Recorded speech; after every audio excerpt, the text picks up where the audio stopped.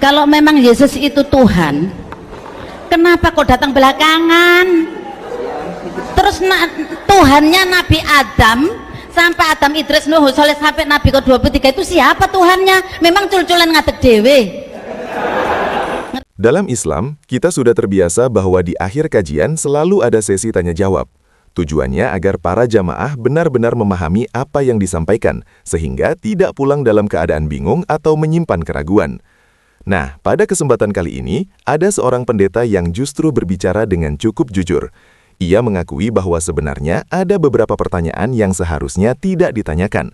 Bukan karena pertanyaannya buruk, tetapi karena pertanyaan-pertanyaan tersebut tidak bisa dijawab secara tuntas oleh pendeta manapun. Menariknya, pertanyaan-pertanyaan ini seringkali diulang oleh para jemaat. Namun hingga hari ini, jawaban yang diberikan justru kerap dianggap tidak memuaskan dan malah menimbulkan kebingungan baru. Lalu, apa saja pertanyaan tersebut? Mari kita simak penjelasannya. Saya akan ulang sekali lagi, perhatikan dengan baik. Nomor 1, semua ada 11 pertanyaan. Siapakah Tuhanmu? Yesus, Tuhan. Ya. Apakah Yesus anak Maria? Ya. Siapakah yang menciptakan Maria? Tuhan. Jadi, dari pertanyaan ini semua dibuat blunder, saudara-saudara. Pertanyaan 2, siapakah Tuhanmu? Yesus. Apakah Yesus dilahirkan? Ya. Siapakah Bapaknya? Tuhan. Ini kan dibuat bingung, saudara-saudara. Sebetulnya jawabannya simpel, tapi bikin orang sulit untuk menjawab. Kenapa? Nanti kita akan sampai ke sana. Yang ketiga, siapakah Tuhanmu? Yesus. Siapakah yang menciptakan Yesus? Tuhan. Yang keempat, siapakah Tuhanmu? Yesus. Apakah Yesus mati di kayu salib?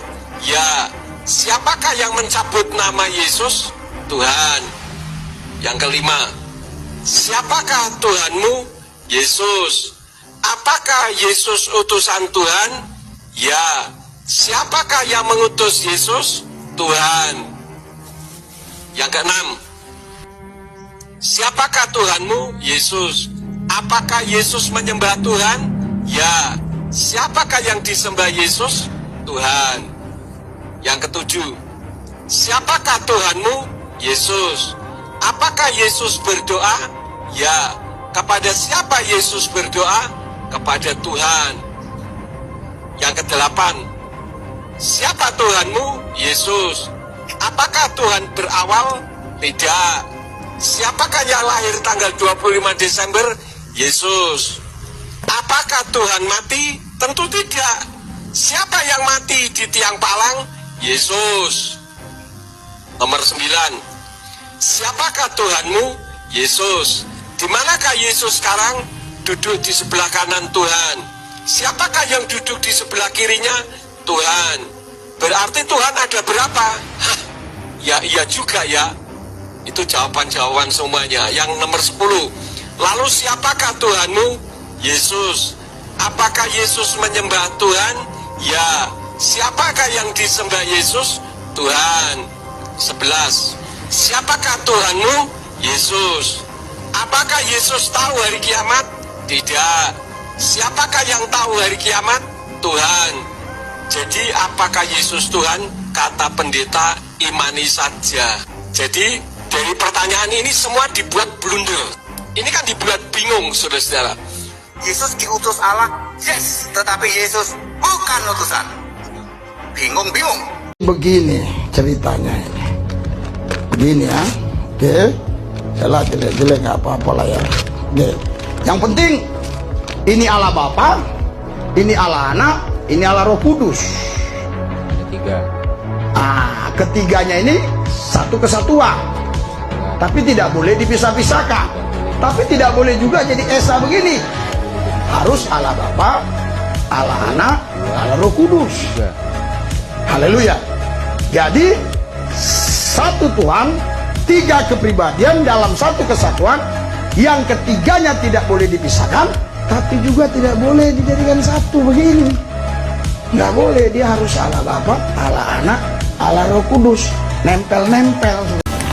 Jemaat gereja bertanya kepada pendeta, siapa nama Tuhan kita, Pak Pendeta? Yesus. kata pendeta itu di dalam video ini. Apakah Tuhan bisa mati, Pak Pendeta? Tidak. Siapa yang mati di tiang salib, Pak Pendeta? Yesus. Apakah Yesus berdoa, Pak Pendeta? Ya. Kepada siapa Yesus berdoa, Pak Pendeta? Tuhan. Apakah Yesus Tuhan? Ya. Waduh, piye ini? Jadi Tuhan berdoa kepada Tuhan, Pak Pendeta? Tidak. Yang benar gimana, Pak Pendeta? Cukup imani saja. Saya juga bingung. Yesus pokoknya Tuhan lah. Jangan tanya-tanya lagi. Yesus pokoknya Tuhan, titik. God is the Father. God is the Son.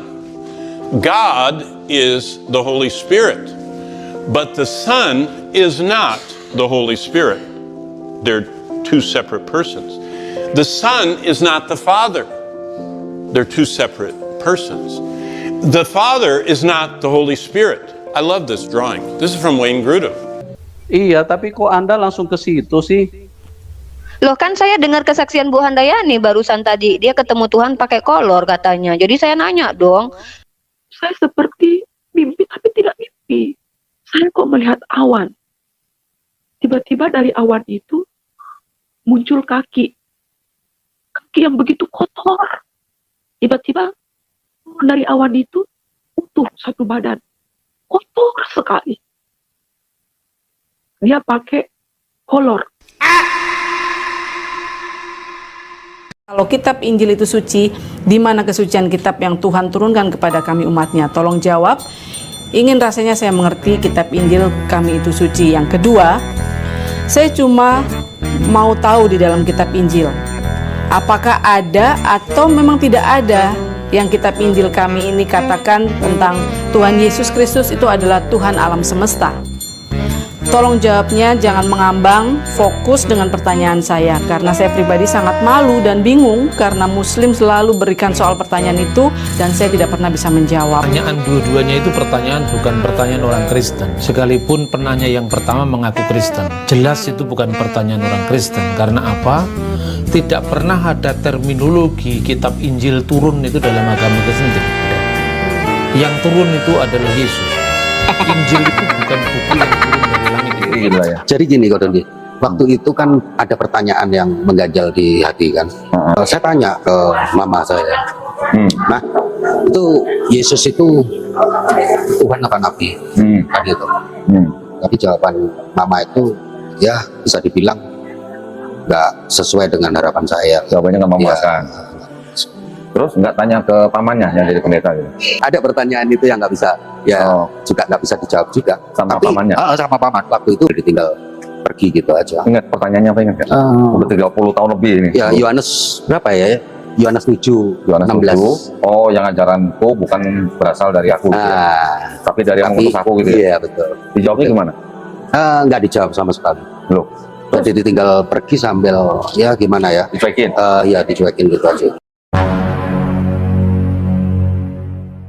Subhanallah, betapa beruntungnya kita dilahirkan dalam keadaan mengenal Islam sejak awal, mengenal tauhid, mengenal arah hidup yang jelas.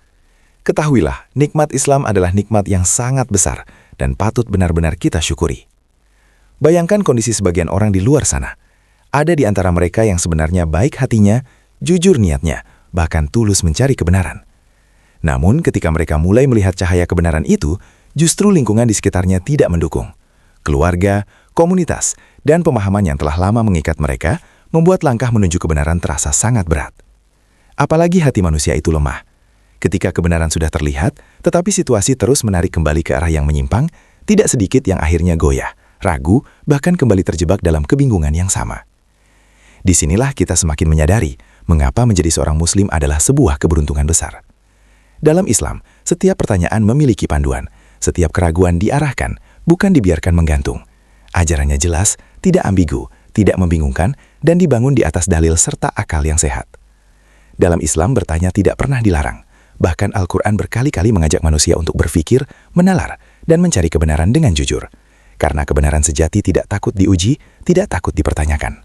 Dan semoga Allah Subhanahu wa Ta'ala memberi hidayah kepada siapapun yang sedang mencari kebenaran, dan menjaga kita semua agar tetap istiqomah di atas Islam. Amin. Sampai jumpa di video selanjutnya. Wassalamualaikum warahmatullahi wabarakatuh.